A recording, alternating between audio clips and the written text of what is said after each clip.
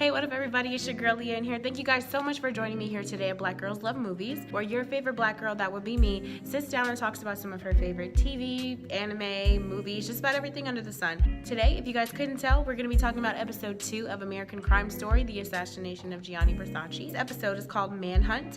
It is not directed by Ryan Murphy. It is actually directed by a gentleman by the name of Nelson Craig. This show is actually on FX. And I have to say, right off the bat, Edgar Ramirez is amazing. He did an amazing job in this episode. I definitely say 10 out of 10 performance for me personally. I know in the first video I said that I really wasn't impressed by him. I felt like he was just there. He really wasn't acting. But today he is my standout. He did an amazing job. Kudos to Edgar Ramirez. I had a lot of expectations for this episode. Episode 2, I really wanted to kind of get into the nitty-gritty of the drama with the assassination and kind of finding out more about Andrew, if we were going to find out anything about his history.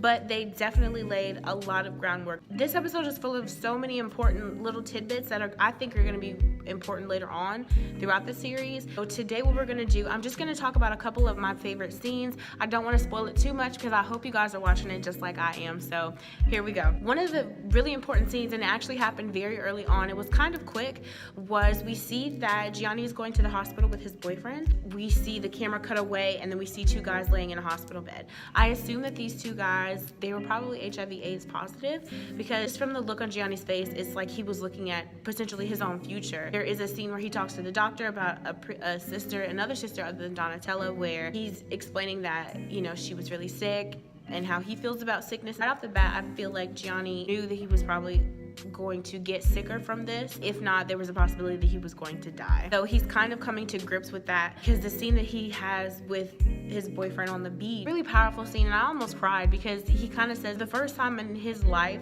he's felt jealous of other people. He says, I felt jealous of him, of her. I've never felt this way. He just wants to get it out of him. So to me, that's a really powerful scene. Kudos, like I said, kudos to Edgar Ramirez, because when I'm telling y'all, he's really putting on a really good performance. I'm very excited to see more. We're gonna cut to another scene that I really enjoyed. It's with Darren Criss' character, Andrew Cunanan. Y'all, this guy was a psychopath. Like, Darren Criss, he's really putting on a show. It looks like he really enjoyed playing this character because he really went in. To me, he just really captured this character. I think that we get to see kind of this sick side to him. I think he played it really well. There's a scene where Andrew is going through Florence, South Carolina, if I'm not mistaken, and he stops at a Walmart, and you think he's just going in there probably just to get, you know, whatever.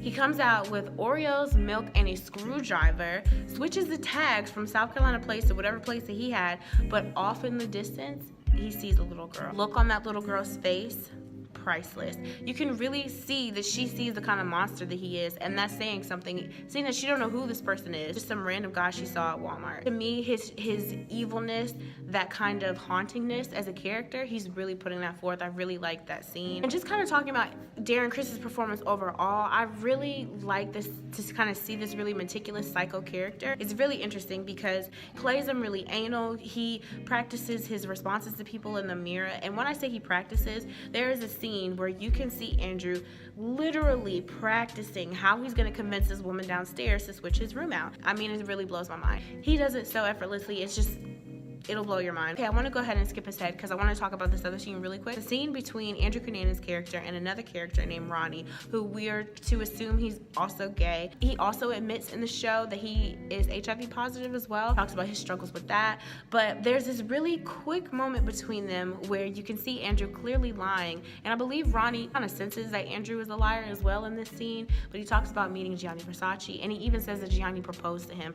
It just took the cake for me personally. He compares himself and says, I could have been a great man as well. And you can kind of see him rolling the idea through his head that he thinks, you see him kind of processing in his mind like these ideas that he really thinks that he's on the same level as Versace. So to me, that's a really interesting kind of comparison, that he thinks that he's on the same level as this other guy who he is stalking and just being really crazy about. Also, the music. The music is really good. It really makes you feel like you're listening to a radio in the 90s. Lots and lots of kudos because the music is amazing. Okay, so the scene that probably takes the cake for me, there's a scene between Donatella and Gianni that literally, I just was stuck. My eyes were just stuck to the screen because I could not stop watching. I actually rewatched it a bunch of times. There's the back and forth is just really good. Their conversation, the dialogue is really engaging, and I really think that the writers really took in consideration what they thought the relationship between a brother and a sister who are really close. Captured that really well in that scene. Donatella is telling Gianni that their competition designers like Alexander McQueen and Vigliano, those people are coming out with new and different ideas, and she feels like people, although they respect the company, they're not looking for Versace for the next new thing. And Gianni is just like, he's just passionate about his art. He's emotional because he said that his pieces, his designs are coming from his heart, and he keeps saying that life is special, life is precious. He's really excited about doing this show because he feels like he's getting better. He's able to, put his all back into his work. He feels like he's not as sick as he was before, and in his mind, he really doesn't care what other people have going on. For him, it's just, I want to fall in love with my work. I want to put out good work. People who love me and support me, they'll still follow me. I don't have to change. He's really trying to tell Donatella that he's falling back in love with his art, and his art is essentially saving him. I think that's the message he's trying to get across to her. Probably my favorite scene, that kind of conversation between the both of them. So another reason why it's my favorite scene is because I feel like Edgar Ramirez is really putting his all into this character. Not to say that Penelope Cruz isn't, because like I said in my previous video, Penelope Cruz is really putting on a really good performance as Donatella. She's just knocking it out of the park, so kudos to her as well. Also, I don't know if you guys saw this, but there's another scene where Andrew and Ronnie get high together. Ronnie is kind of going off into this fantasy about shoulda, coulda, woulda, what he wants, to happen between them, and talks kind of like about their friendship. But you can tell like Andrew is getting really, really paranoid. Getting like paranoid to the point where he goes into the bathroom and tapes up his head. I think it freaked Ronnie out, but Ronnie was probably too high to say anything. At the end, once Andrew gets out of the shower, he has this conversation with Ronnie. If you're not paying attention, you kind of miss it, because he says, "I've done nothing my whole life." That's the truth. In that moment, I knew where it was going from there, because there's a scene where he goes to a gay club later and then kind of loses his mind. I think we're starting to see with Andrew's character, Andrew is coming to grips with the reality of all these murders, and I think that he's just starting to really lose himself. It's like you're just seeing someone breaking. You're seeing kind of this dysfunction. You see this fractured, cracking human being, and you see them just starting to lose it, and those are like the shreds that I think that we're starting to see kind of happening. Like he's just falling apart, basically. Final thoughts.